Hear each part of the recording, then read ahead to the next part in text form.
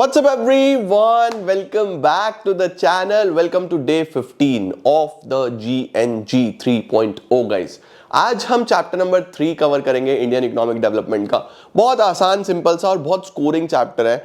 आधे घंटे में हमारा ये चैप्टर भी हो जाएगा। बस लर्निंग साथ साथ चालू रखना, तभी मजा आएगा। ठीक है, चलो जाके अटेंडेंस लगाओ। चलिए जल्दी से लेट्स बिगिन।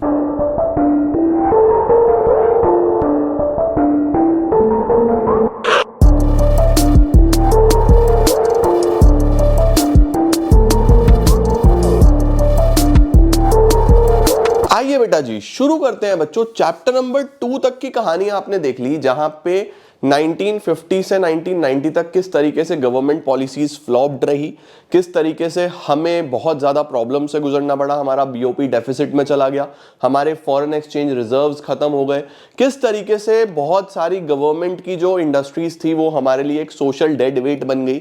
और अब हम पढ़ने वाले हैं कि 1991 में जो न्यू इकोनॉमिक पॉलिसी आई उसने कैसे देश को रिकवरी की तरफ लेके गया। ठीक है, तो हम लोग यहां पे क्या पढ़ने वाले हैं बेटा, सबसे पहले ये रिफॉर्म्स आए ही क्यों, हमें क्यों हमारी इकोनॉमी में रिफॉर्म्स लाने पड़े, इंडिया में क्या रीजंस थे कि हमें सारी पॉलिसीज चेंज करनी पड़ी जो इंडियन गवर्नमेंट ने 1950 से शुरू करी थी। तो सबसे पहला जो प्रॉब्लम है वो ये है poor performance of the public sector.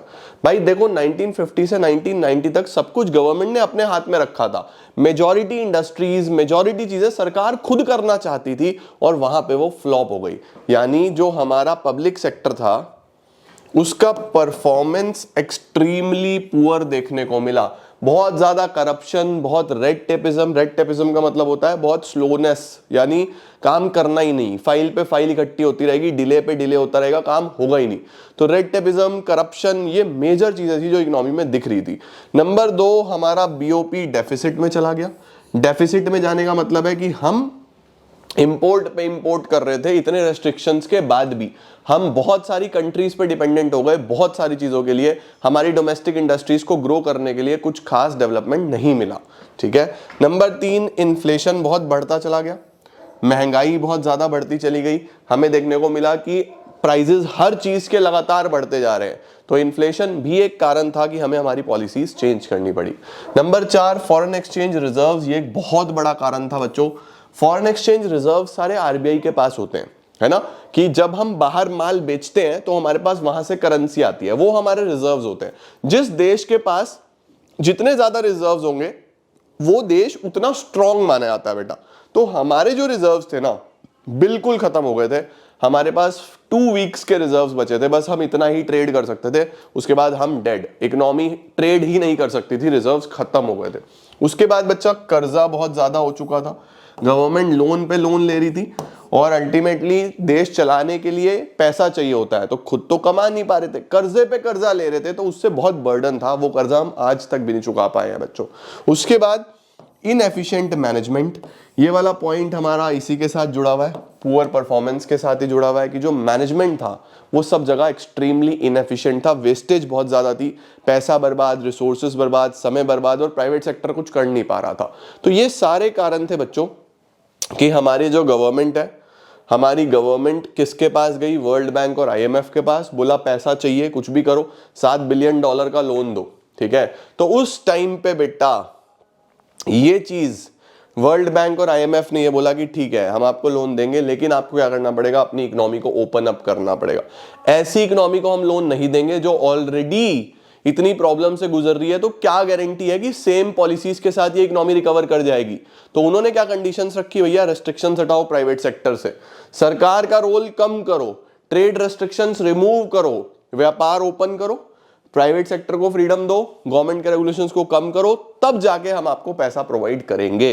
तो इसी चीज को बोला गया बेटा ji the new economic policy, that is LPG, liberalisation, privatisation, globalisation. तो जो न्यू इकोनॉमिक पॉलिसी है बेटा, इसके अंदर 3 चीजें हमें मेन देखने को मिली। 3 चीजें हमें मेन कौन कौन सी देखने को मिली, लिबरलाइजेशन, प्राइवेटाइजेशन, ग्लोबलाइजेशन, LPG। ठीक है, लिबरलाइजेशन का मतलब होता है बेटा चीजों को आसान करना, यानी जो लाइसेंसेस थे वो खत्म कर दिए गए और लिबरल कर दिया गया। लिबरल मतलब इजी करना। ठीक है, उसके बाद बेटा हर चीज के गवर्नमेंट ने कोटाज लगाए हुए थे। कोटाज का मतलब सीलिंग्स लगाई हुई थी। सीलिंग्स का मतलब कि भाई ये चीज गवर्नमेंट के लिए रिजर्व्ड है। आईपीआर 1956 में देखा था ना, गवर्नमेंट ने सब कुछ अपने लिए रिजर्व कर लिया था, तो वो सारे कोटाज खत्म करे गए, प्राइवेट सेक्टर के रोल को बढ़ाया गया। उसके साथ अगर हमें एक्सपोर्ट इंपोर्ट बिजनेस करना है तो बहुत सारी परमिशंस लेनी पड़ती थी, तो वो परमिट्स भी खत्म करके ग्लोबलाइजेशन लाया गया। ठीक है, तो देखो बोल रहा है the new economic policy was announced to create a more competitive environment in the economy and remove barriers to entry and growth of the firms. इसके अंदर बेटा दो प्रकार के मेजर्स लाए गए, एक शॉर्ट टर्म एक लॉन्ग टर्म। ठीक है, तो जो शॉर्ट टर्म होते हैं उनको हम लोग क्या बोल देते हैं, स्टेबलाइजेशन मेजर्स। स्टेबलाइजेशन का मतलब कि जो इमीडिएटली शॉर्ट टर्म में एक बार इकोनॉमी को स्टेबल करें। ठीक है, और जो लॉन्ग टर्म होते हैं बच्चा उसको बोलते हैं structural reform measures. Structural reforms का मतलब होता है कि पूरा स्ट्रक्चर को चेंज करके लॉन्ग टर्म तक ग्रोथ एंड डेवलपमेंट सीख करें। तो ये बेटा जी हमारे लॉन्ग टर्म मेजर्स में आ जाते हैं। तो सबसे पहले शॉर्ट टर्म की बात करते हैं। शॉर्ट टर्म में सबसे पहले तो बीओपी की वीकनेसेस को दूर करने की बात हुई कि जो बीओपी डेफिसिट में जा रहा है उसे सही करें। उसे सही करके क्या होगा, हमारे पास रिजर्व्स आएगा, तो फॉरेन एक्सचेंज रिजर्व्स की जो प्रॉब्लम थी वो भी सॉल्व होगी। उसके साथ साथ जो महंगाई बहुत बड़ी समस्या बनी हुई थी, फटाफट से पहले इसको सॉल्व किया जाए। तो शॉर्ट टर्म में हम फोकस कर रहे थे weakness of BOP, foreign exchange reserves और इन्फ्लेशन के ऊपर। वहीं अगर हम लॉन्ग टर्म में बात करें तो ओवरऑल एफिशिएंसी को सुधारे। जो अभी हमने देखा ना कि इनएफिशिएंट मैनेजमेंट था, सब जगह इनएफिशिएंसी वेस्टेज था, उसे सही करें। दूसरा इंटरनेशनल कॉम्पिटिटिवनेस बढ़ाएं, यानी अपनी इकोनॉमी को एक इंटरनेशनली कंपीट करने वाली इकोनॉमी बनाए। हम अपना माल बाहर बेचें, बाहर वाली एमएनसीज हमारे यहां भी माल बेच सकें। कंपटीशन से ही ग्रोथ होती है, कंज्यूमर को ज्यादा प्रोडक्ट्स मिलते हैं, ज्यादा मार्केट आगे बढ़ता है। तो ये एक बहुत इंपॉर्टेंट फैक्टर बेटा होता है।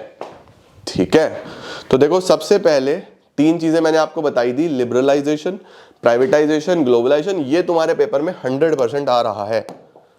लिबरलाइजेशन 100% तुम्हारे एग्जाम में आ रहा है 2026 के पेपर में। तुम कहोगे सर जीएनजी में आपने बहुत सारी चीजें तो हमें बताई दी हैं। बिल्कुल 100% इन 2026 एग्जाम्स आ रहा है। 99 की बात नहीं करता मैं, 100 की बात करता हूं बच्चा। Liberalisation, privatisation, globalisation. ठीक है, देखो Liberalization means removal of entry and growth restrictions on the private sector. Liberalization का सिंपल सा मतलब होता है कि प्राइवेट सेक्टर को जो एंट्री के, जो ग्रोथ के आपने restrictions लगाए हुए थे वो सब हटाओ, इजी करो उनके लिए। The main purpose was to unlock the potential of the country and to introduce much more competition in the economy. इसके अंदर मेन 5 रिफॉर्म्स है बेटा, जिसको आप कैसे याद करोगे, FFITT, फिट। तो इकोनॉमी को फिट बनाने के लिए फिट रिफॉर्म्स आए, FFITT। इंडस्ट्रियल सेक्टर में, फॉरेन एक्सचेंज में, फाइनेंशियल सेक्टर में। फाइनेंशियल सेक्टर में हम आरबीआई की बात करते हैं। ठीक है, ट्रेड एंड इन्वेस्टमेंट में और टैक्स में। 5 जगह बच्चों हमें रिफॉर्म्स देखने को मिले। सबसे पहले इंडस्ट्रियल सेक्टर की बात कर लो। तो इंडस्ट्रियल सेक्टर की बच्चों अगर हम बात करें तो जो लाइसेंसिंग थी ना वो कम कर दी गई। सरकार ने हर चीज के लिए लाइसेंस रखा हुआ था ना इंडस्ट्री में, कि अगर आपको इंडस्ट्री लगानी है, इंडस्ट्री का एक्सपेंशन करना है, इंडस्ट्री का डाइवर्सिफिकेशन करना है, हर चीज के लिए लाइसेंस लो। तो वो लाइसेंसिंग कम कर दी गई, रिडक्शन इन इंडस्ट्रियल लाइसेंसिंग। दूसरा, पब्लिक सेक्टर का रोल कम करा गया। सरकार ने बहुत सारी इंडस्ट्रीज अपने पास रिजर्व करी हुई थी। वो जो बेटा गवर्नमेंट ने अपनी मोनोपोली सी क्रिएट कर ली थी ना कि ये चीजें गवर्नमेंट के लिए रिजर्व्ड, ये इंडस्ट्री सिर्फ गवर्नमेंट ही चला सकती है, वो सब रिड्यूस कर दिया गया। तो लाइसेंसेस कम करे गए, पब्लिक सेक्टर का रोल कम करा गया। स्मॉल स्केल इंडस्ट्रीज का जो रिजर्वेशन था वो भी खत्म कर दिया गया। बहुत सारे गुड्स जो स्मॉल स्केल इंडस्ट्रीज को प्रोटेक्ट करने के लिए रिजर्व करे गए थे वो सब हटा दिए गए। अब कोई भी इंडस्ट्री उन गुड्स का प्रोडक्शन कर सकती थी। उसके साथ साथ बेटा एक एक्ट था जो कि था monopolies and restrictive trade practices act.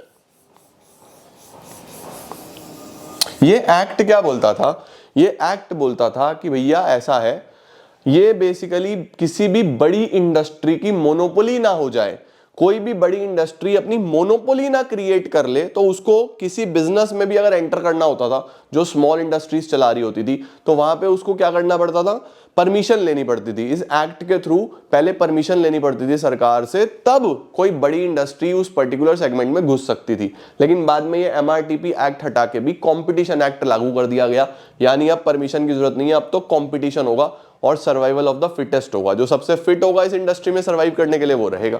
तो देखो बोल रहा है requirement for large companies to seek prior approval for expansion merger were eliminated. ठीक है, तो ध्यान रखना, इंडस्ट्रियल सेक्टर में लाइसेंस हटाया गया, पब्लिक सेक्टर का रोल कम करा गया, डी रिजर्वेशन करा गया और monopolies and restrictive trade practices act को चेंज करके कंपटीशन एक्ट लाया गया। ठीक है बेटा। फाइनेंशियल सेक्टर की बात करें तो पैसे की बात होती है, आरबीआई का रोल चेंज करा गया बेटा। सबसे पहले तो फाइनेंशियल सेक्टर में सबसे बड़ा इंसान तो आरबीआई है आरबीआई का रोल बदल दिया गया from a regulator to a facilitator. पहले आरबीआई बहुत सारे रूल्स रेगुलेशंस ये सब बनाता था, अब हमने उसको वहां से हटा के ये बोला कि भैया तुम फैसिलिटीज प्रोवाइड करो, तुम मदद करो बैंकिंग सेक्टर को ग्रो करने में। तुम ये मत समझो अपने आप को कि मैं सब कुछ हूं, भाई तुम सब कुछ हो ठीक है, तुम्हें पावर देंगे, बट तुम मदद करो बैंक्स को ग्रो करने में। तो आरबीआई का जो रोल है वो रेगुलेटर से फैसिलिटेटर कर दिया गया। उसके बाद प्राइवेट सेक्टर बैंक्स बहुत सारे आने लगे बच्चा। 1991 के बाद आप देखोगे प्राइवेट सेक्टर बैंक्स बहुत सारे बढ़ गए, बहुत सारी ब्रांचेस हो गई हैं बैंक्स की, बैंक्स का एक्सपेंशन आसान हो गया है बेटा। तो ये बहुत देखने को मिला। उसके बाद फॉरेन इन्वेस्टमेंट की लिमिट भी बढ़ा दी गई इस सेक्टर में कि अब जो हमारे फॉरेन बैंक्स हैं 51% तक भी आके इन्वेस्ट कर सकते हैं। Limit of foreign investment in banks raised to around 51%। Expansion process आसान कर दिया गया, यानी ब्रांचेस वगैरह बढ़ानी अब इजी है। ये सब कौन से सेक्टर में आया था? फाइनेंशियल सेक्टर में। शाबाश। टैक्स में बेटा चीजों को सिंप्लीफाई करा गया। देखो दो प्रकार के टैक्स होते हैं, डायरेक्ट टैक्स और इनडायरेक्ट टैक्स। दोनों को हम पढ़ेंगे किसके अंदर? दोनों को हम पढ़ेंगे मेरे प्यारे बच्चों गवर्नमेंट बजट के अंदर। बस इतना फिलहाल ध्यान रख लो, डायरेक्ट टैक्सेस जो है वो इनकम और प्रॉपर्टी पे लगते हैं इंडिविजुअल्स एंड कंपनीज की। इनडायरेक्ट टैक्सेस मेरे जान गुड्स एंड सर्विसेज पे लगते हैं। दोनों में ही गवर्नमेंट ने रेशनलाइजेशन लेके आया। रेशनलाइजेशन मतलब इजी करा गया, सिंप्लीफाई करा गया, प्रोसेस आसान करा गया, तो रेशनलाइज करा गया। दूसरा सिंप्लीफिकेशन करा गया प्रोसेस को। सिंप्लीफिकेशन का मतलब होता है हर चीज आसान, टैक्स भरना आसान, टैक्स के कंप्लायंसेस कम से कम, इजी कर दी गई चीजें। नंबर 3, इनडायरेक्ट टैक्सेस में भी रिफॉर्म्स लाए गए। इनडायरेक्ट टैक्स में तो सबसे बड़ा रिफॉर्म्स जीएसटी ही है। आप देखते हो सारे इनडायरेक्ट टैक्सेस को खत्म करके एक टैक्स बना दिया। This is rationalisation, simplification and reforms in indirect taxes. ठीक है मेरे बच्चे, क्या बात है यार, क्या बात है। इसके बाद आता है फॉरेन एक्सचेंज रिफॉर्म्स। बेटा फॉरेन एक्सचेंज में तो बहुत बड़ी प्रॉब्लम थी, हमारे पास रिजर्व्स ही नहीं थे। तो रिजर्व्स बढ़ाने के लिए हमने अपने रुपए को खुद ही डीवैल्यू करा। डीवैल्यू करने का मतलब समझते हो? फॉरेन एक्सचेंज रेट में तुम्हें पढ़ाया है ना मैंने कि रुपए को वैल्यू का कम होना। यानी फॉर एग्जाम्पल $1 अगर 100 का आता है तो अभी $1 120 का आएगा। फॉर एग्जाम्पल $1 कितने का आएगा? 120 का। तो बेसिकली हमारी वैल्यू कम हो गई है। पहले जो चीज 100 में आ जाती थी उसको अब 120 देना पड़ेगा। हम हो गए डी वैल्यू, ठीक है बेटा, या फिर डेप्रिशिएट हो गए। अब बस डेप्रिशिएशन मार्केट फोर्सेस से होता है, डीवैल्यूएशन सरकार खुद करती है। मतलब दोनों का यही है कि वैल्यू कम होना। ठीक है, अब तुम एक बात देखो, अगर कोई यूएस का बंदा है जिसके पास $1 है, पहले उसको 100 का सामान मिलता था भारत में, अब उसको 120 का सामान मिलता है, तो ज्यादा मिलता है ना उसको सामान। उसका तो उतना $1 लग रहा है, सामान ज्यादा मिलता है, तो वो ज्यादा खरीदना चाहेगा, ज्यादा खरीदेगा तो वहां से डॉलर ज्यादा खर्च करेगा, हमारे पास फॉरेन एक्सचेंज बढ़ेगा। तो जब हम डी वैल्यू करते हैं इससे हमारा एक्सपोर्ट बढ़ता है बच्चा,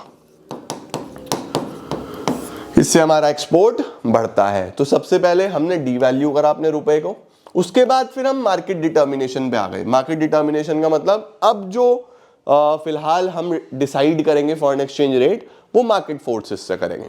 ठीक है, उसके बाद ट्रेड की अगर हम बात करें बेटा, व्यापार की अगर हम बात करें, तो जितने भी परमिट्स चाहिए थे, लाइसेंसेस चाहिए थे फॉरेन ट्रेड के लिए, वो सब हटा दिए गए। क्या बोला गया? रिमूवल ऑफ क्वांटिटेटिव रेस्ट्रिक्शंस, यानी कोटाज हटा दिए गए। पहले क्या था? लाइसेंसेस भी थे यानी टैरिफ्स भी थे और कोटाज भी थे, टैक्सेस भी और कोटाज भी। कोटास तो बिल्कुल हटा दिए गए, इंपोर्ट ड्यूटी कम कर दी गई, अगर आपको कुछ भी इंपोर्ट करना है टैक्स कम कर दिए गए, एक्सपोर्ट ड्यूटी तो जीरो कर दी गई, बिल्कुल हटा दी गई, और लाइसेंसेस भी आसान कर दिए कि अगर आपको अब लाइसेंस लेना है इंपोर्ट वगैरह करने के लिए तो इजीली मिल जाएगा। तो देखो हर तरीके से, चाहे वो फॉरेन सेक्टर हो, चाहे वो फिनेंशियल सेक्टर हो, चाहे वो ट्रेड सेक्टर हो, चाहे वो इंडस्ट्रियल सेक्टर हो, कोई भी सेक्टर हो, हर तरीके से चीजों को आसान किया गया। यही लिबरलाइजेशन भी होता है बच्चा। सर प्राइवेटाइजेशन क्या होता है? प्राइवेटाइजेशन का मतलब बहुत आसान है बाबू, जब गवर्नमेंट अपना रोल कम करती है, प्राइवेट सेक्टर का रोल बढ़ाती है, उसको प्राइवेटाइजेशन बोलते हैं।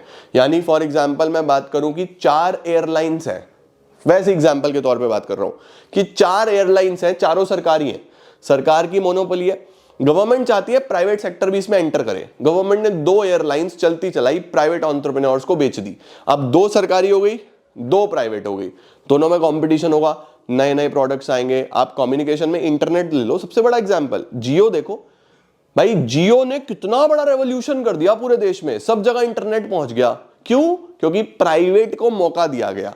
सरकार का बीएसएनएल भी था, लेकिन बीएसएनएल इतना बड़ा चीज थोड़ी ना कर सकता था, लेकिन दोनों आपस में कंपीट करते हैं ना, तब कुछ नया बन के आता है। तो प्राइवेटाइजेशन यही है। क्या बोल रहा है privatisation? Shedding of ownership, shedding मतलब कम करना या बेचना, ऑफ ओनरशिप और management of government owned enterprise. 2 तरीके से कर सकते हैं बेटा, या तो ट्रांसफर कर दो सीधा सीधा प्राइवेट सेक्टर को, सीधा सीधा ट्रांसफर कर दो, या फिर डिसइन्वेस्टमेंट कर दो। डिसइन्वेस्टमेंट का क्या मतलब होता है? डिसइन्वेस्टमेंट का मतलब होता है सिंपल सिंपल सेल करना, ठीक है। डिसइन्वेस्टमेंट का मतलब इन्वेस्टमेंट को कम करना, सेल करना। Okay sir what is globalisation? Globalisation तो और भी आसान है। ग्लोबलाइजेशन का मतलब होता है अपनी इकोनॉमी को पूरे ग्लोब से जोड़ना, पूरे ग्लोबल वर्ल्ड से कनेक्ट करना।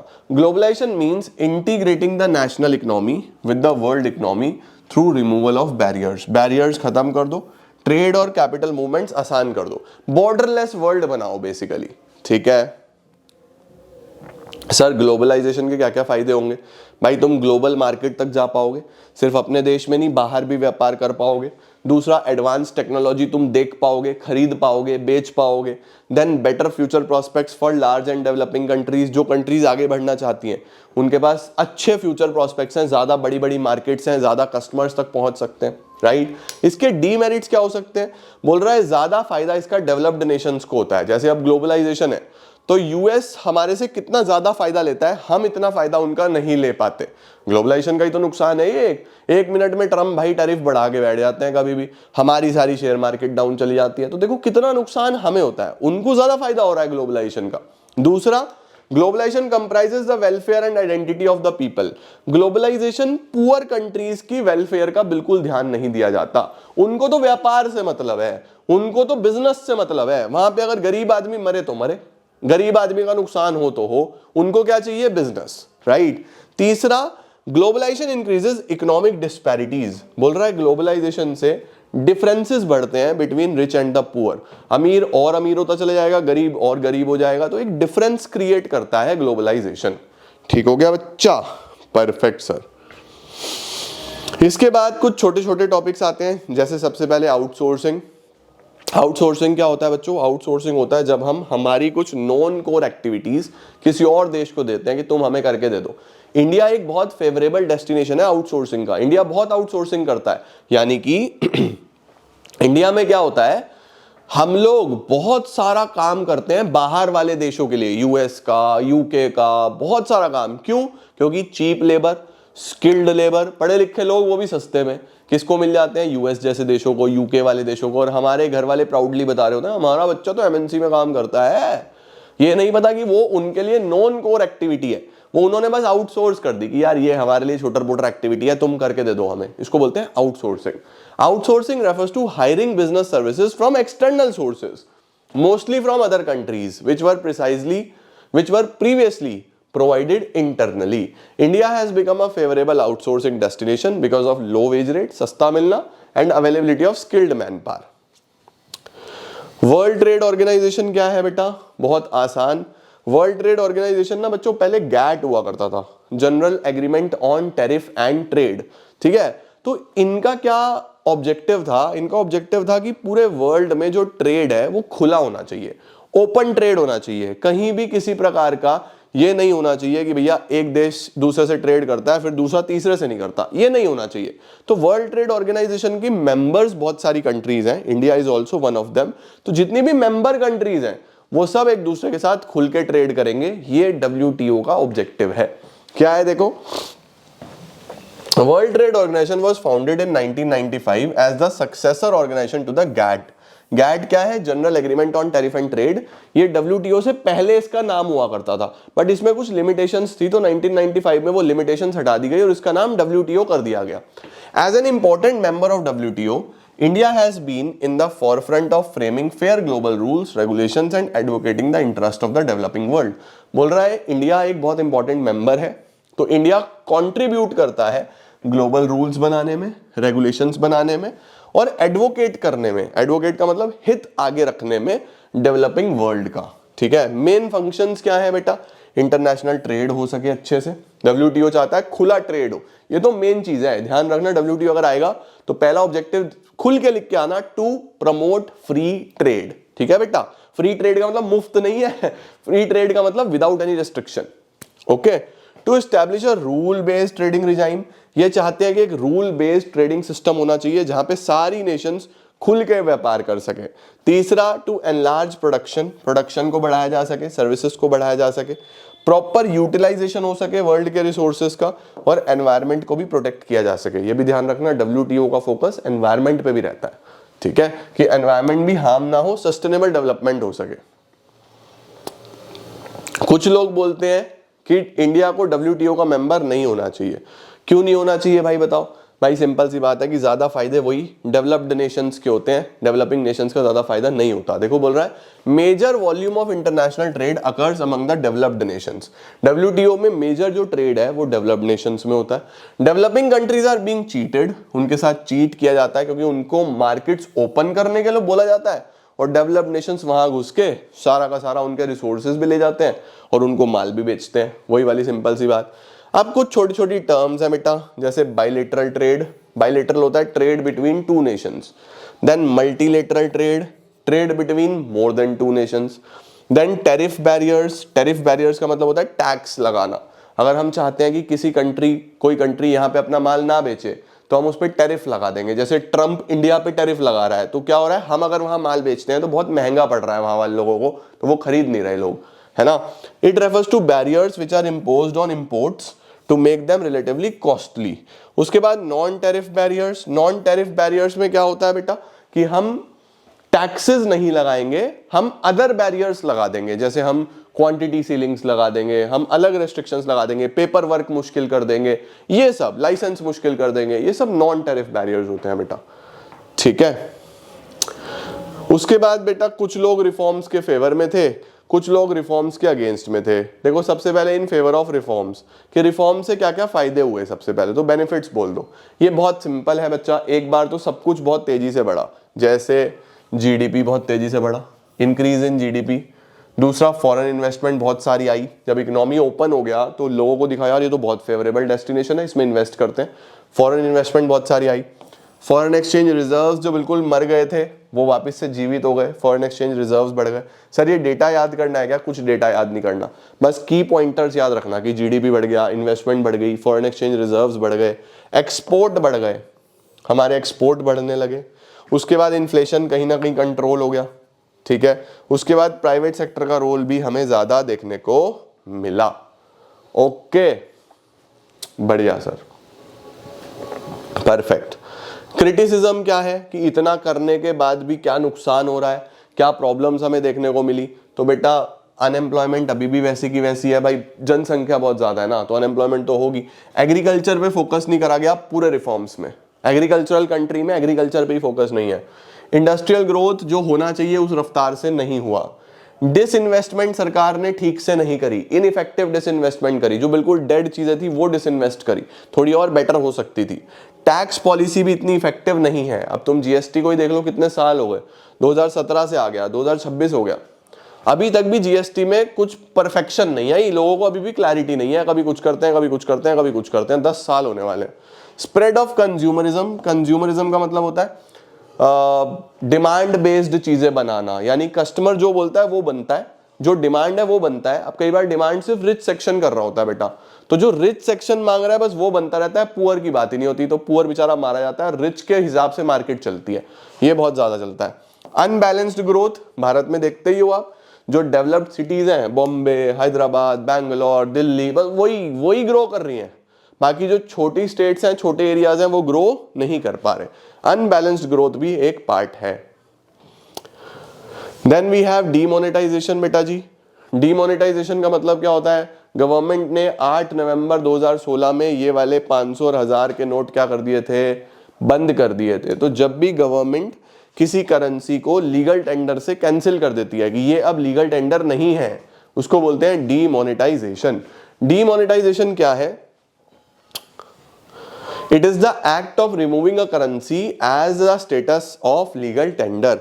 ये एक टैक्स एडमिनिस्ट्रेशन मेजर के तरीके से देखा जाता है कि हम टैक्स को अच्छे से कंट्रोल कर पाएंगे, जो लोग टैक्स की चोरी करते हैं वो कम होगी। उसके बाद tax evasion will not be tolerated, tax चोरी नहीं होगी। सेविंग्स को फॉर्मल फाइनेंशियल सेक्टर में डाला जाएगा, यानी जो लोगों ने घर में सेविंग करी होती है वो लोगों को बैंक में जमा करनी पड़ती है, तो बैंक उस पैसे से और पैसा बना पाता है, बैंकिंग में पढ़ा ना आपने। चौथा बोल रहा है बेटा, कम से कम कैश की या कैश लाइट इकोनॉमी बनाना चाहती है सरकार। इसके इंपैक्ट क्या क्या हुए बेटा जी, इंपैक्ट की अगर हम बात करें बेटा, तो कैश ट्रांजैक्शंस कम हुई, देखो कैश ट्रांजैक्शंस कम हुई, बैंक डिपॉजिट्स बढ़े, सेविंग्स बढ़ी लोगों की। उसके साथ साथ जो प्राइवेट वेल्थ है वो कम हो गई। प्राइवेट वेल्थ कम क्यों हो गई, क्योंकि बहुत सारे लोगों ने वो जो ब्लैक मनी उनके पास था वो उन्होंने बैंक में जमा ही नहीं करा, उन्होंने रखा हुआ था लेकिन डर से, क्योंकि था वो सारा ब्लैक मनी, जमा नहीं करा, तो वेल्थ कम हो गई ना लोगों की। उसके बाद पब्लिक सेक्टर पे इसका कोई इंपैक्ट नहीं आया। डिजिटाइजेशन काफी बड़ा है, डिजिटल ट्रांजैक्शंस चाहे वो यूपीआई हो, चाहे वो डेबिट क्रेडिट कार्ड्स हो, वो सब काफी ज्यादा बढ़ गए हैं। रियल एस्टेट का प्राइस कम हुआ है, शुरू में हुआ था, अभी वापस वहीं का वहीं पहुंच गया, उससे भी ज्यादा ही हो गया। टैक्स कलेक्शन की बात करें तो इनकम टैक्स कलेक्शन ये सब बढ़ा है, ये सब बढ़ा, बढ़िया सर। देन सर जीएसटी क्या है, जीएसटी आप सब जानते हो, बहुत सारे indirect taxes, value added tax, sales tax, service tax, excise duty, multiple indirect taxes खत्म करके गवर्नमेंट एक ही डेस्टिनेशन बेस्ड टैक्स लेके आया जिसका नाम रखा गया गुड्स एंड सर्विसेज टैक्स। ठीक है, तो GST is a single tax on the supply of goods and services right from the manufacturer to the consumer. It is a value added tax levied on manufacture, sale and consumption of goods and services. Read only topic है बेटा, इसमें क्या समझाऊं, आपको पढ़ना है एक बार बस। ठीक है, जीएसटी कितने प्रकार का होता है, सीजीएसटी, एसजीएसटी, आईजीएसटी। जो सेंट्रल गवर्नमेंट को मिलेगा सीजीएसटी, स्टेट को मिलेगा एसजीएसटी, दोनों मिल बांट के खाएंगे तो आईजीएसटी। ठीक है, जीएसटी एक सिंगल टैक्स स्ट्रक्चर है बेटा, प्राइजेस पे इसका बहुत प्रभाव आता है, प्राइस कम होते हैं जीएसटी से। पहले बहुत सारे टैक्सेस लगते थे, अब एक ही लगता है, तो कम हो गए हैं कंपैरेटिवली। कंजम्पशन बेस्ड टैक्स है, यानी कि जहां सामान बनता है वहां पे नहीं लगता, जब कंज्यूमर कंज्यूम करता है तब लगता है, तो ये प्रोडक्शन बेस्ड नहीं है, कंजम्पशन बेस्ड टैक्स है। उसके बाद इनवॉइस मैचिंग होती है इसके अंदर, तो चोरी नहीं होती। इनवॉइस मैचिंग का मतलब है कि अगर मैं जीएसटी भरूंगा, मैं वो बिल चढ़ाऊंगा अपने पोर्टल पे, जो मेरा जीएसटी पोर्टल होगा ना जहां पे मैं फाइल करूंगा, तो मैं वो बिल चढ़ाऊंगा कि मैंने ये पेमेंट मिस्टर एक्स को दी, सरकार को पता चल जाएगा कि एक्स के पास ये पैसा आया है, तो मिस्टर एक्स को भी वही बिल चढ़ाना पड़ेगा, तो मैच हो जाता है, हम सब बंधे हुए हैं, तो टैक्स की चोरी कोई नहीं कर सकता। ठीक है, तो सिंगल टैक्स स्ट्रक्चर है, प्राइजेस कम होते हैं, कंजम्पशन बेस्ड है, इनवॉइस मैच होता है। एंटी प्रॉफिटियरिंग मेजर है। एंटी प्रॉफिटियरिंग का क्या मतलब हो गया कि भैया ऐसा है, अगर आप बहुत ज्यादा प्रॉफिट्स बना रहे थे कहीं पे भी, वो इससे नहीं पॉसिबल है। ठीक है, उसके बाद रजिस्ट्रेशन अंडर जीएसटी कंपलसरी हो जाता है अगर आपका जो रेवेन्यू है वो 20 लाख से ऊपर चला जाता है, तो 20 लाख से याद रखना। इसके बाद बच्चों आजा यार, क्या हो गया, क्या हो गया भाई, मक्खी हट मक्खी बैठ गई बेटा। बेनिफिट्स ऑफ जीएसटी, जीएसटी के क्या क्या फायदे हैं, ये बेटा एक रीड ओनली टॉपिक है, एक बार पढ़ लेना यार, खत्म है। ओवरऑल टैक्स का बर्डन कम होगा क्योंकि बहुत सारे टैक्सेस से एक टैक्स हो गया, कोई भी हिडन टैक्सेस नहीं है अब। उसके साथ हमारा एक हार्मोनाइज्ड नेशनल मार्केट बनेगा। हार्मोनाइज्ड का मतलब इजी, कोऑपरेटिव। उसके बाद हायर डिस्पोजेबल इनकम, क्योंकि लोगों को कम टैक्स देना है तो डिस्पोजेबल इनकम ज्यादा होगी लोगों की। उसके बाद कस्टमर्स के पास बेटर चॉइसेस होंगी, इकोनॉमिक एक्टिविटीज बढ़ेंगी और एम्प्लॉयमेंट भी बढ़ेगी। भाई प्रोडक्शन बढ़ेगा, ग्रोथ होगी तो एम्प्लॉयमेंट अपॉर्चुनिटीज तो बढ़ेगी ना। इसके बाद बच्चों कुछ इंपॉर्टेंट डेट्स हैं जो आपको एक बार देख लेनी है बस, बाकी तो सब खत्म। स्क्रीनशॉट ले लो इसका, ये एक बार देख लेना। And this is it, chapter number 3 भी समाप्त। अब कितने बच गए? अब इसके अंदर बचे बच्चों 5 चैप्टर्स, जो कि हम अगले 3 दिन में कर लेंगे। 3 दिन में हो जाएंगे सर, और क्या यार, 3 से मैक्सिमम 4 दिन में हो जाएंगे। आज कौन सा डे है? डे 15 है ना, डे 19 पे तुम्हारा इंडियन इको खत्म हो जाना। ठीक है, आज के लिए इतना ही। Thank you so much everyone, keep growing, keep glowing and keep smiling.